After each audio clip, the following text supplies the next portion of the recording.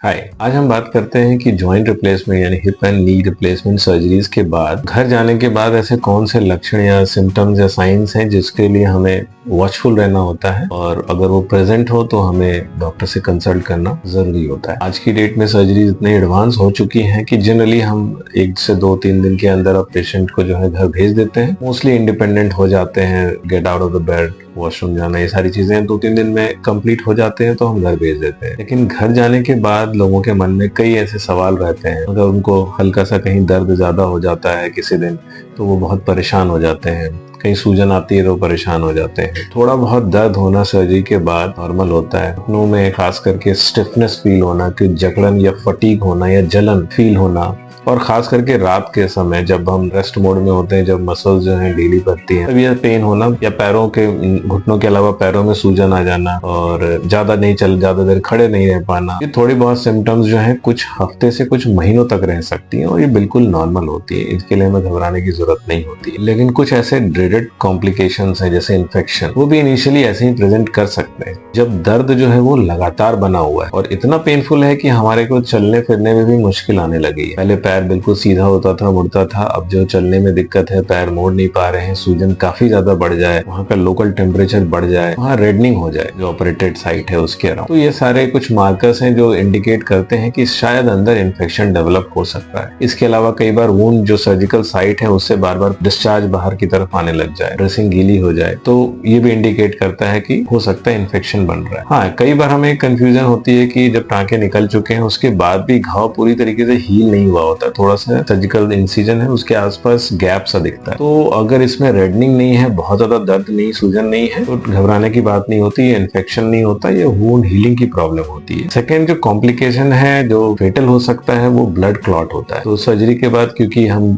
काफी टाइम तक चलना मिलना कम रखते हैं, तो जो लेग्स होते हैं उनकी वेन्स में, जो डीप वेन्स में ब्लड क्लॉट बन जाते हैं। क्लॉट अगर ट्रेवल करके लंग्स तक पहुंच जाए तो फेटल होते हैं। तो उसका साइन सिम्टम ये होता है कि आपको अचानक से काफ में बहुत ज्यादा पेन होने लग जाए, टाइटनेस फील हो, काफ में, पिंडलियों में सूजन आ जाए, डिस्कलरेशन हो, और अगर ये बढ़ के लंग्स तक पहुंचाए तो शॉर्टनेस ऑफ ब्रेथ हो जाए, ब्रीदिंग हो जाए, या फिर कई बार वॉमिटिंग हो जाए ब्लड की। तो ये सारे कंडीशन है जो अगेन इंडिकेट करते हैं कि this is the time to go meet your doctor, और हो सकता है अल्ट्रासाउंड डॉपलर करा के कंडीशन को रूल आउट कर दे। इसके अलावा परसिस्टेंट पेन या डिफॉर्मिटी हो सकती है कि पैर हमारा टेढ़ा हो गया है और वो बिल्कुल स्ट्रेट नहीं हो रहा है, यानी कि अगर हमने स्ट्रेट कर दिया था सर्जरी के बाद, वापस वो टेढ़ापन आ गया है, फ्लेक्शन डिफॉर्मिटी जिसको कहते हैं, वो हो गई है, सीधी नहीं हो पा रही है, मुश्किल से सीधी होती है।